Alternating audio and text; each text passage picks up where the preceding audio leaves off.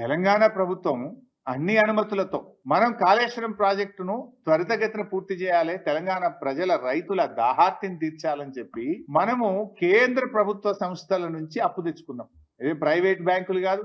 రేవంత్ రెడ్డి లెక్క 170 కోట్ల broker fee లంచం ఇచ్చి భూములు కుదబెట్టి షేర్ మార్కెట్లో మేము కేంద్ర ప్రభుత్వ సంస్థ ఆర్ఈసి పిఎఫ్సి దగ్గర మనం అప్పు తెస్తే ఇదే కేంద్ర ప్రభుత్వం ఇది ఎఫ్ఆర్బిఎం కంటే అదనంగా ఉన్నది అని రికవరీ పెట్టింది. మన మీద రికవరీ పెట్టింది కేంద్ర ప్రభుత్వం. మీరు అప్పు తెచ్చింది ఎఫ్ఆర్బిఎం పరిమితి దాటారు అని చెప్పి మనకేమో రికవరీ పెట్టారు.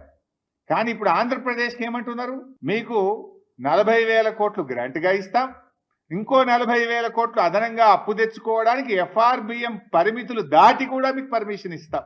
అంటే ఆంధ్రప్రదేశ్ కో నీతి, తెలంగాణ కో నీతి. ఏం మేము భారతదేశంలో భాగంగా కాదా? మరి భారతదేశ అభివృద్ధిలో తెలంగాణ భాగస్వామ్యం లేదా?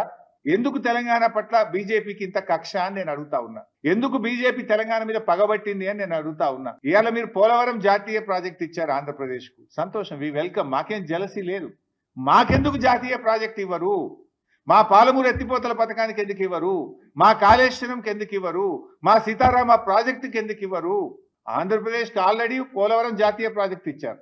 ఇప్పుడు రెండవది గోదావరి బండ్కచెర్లకు కూడా 80,000 కోట్ల రూపాయలు ఇస్తామంటున్నారు. దానికి 80,000 ఇస్తారు, పోలవరంకు 80,000 కోట్లు, దాదాపు 80,000 దాటుతుంది పోలవరం కూడా.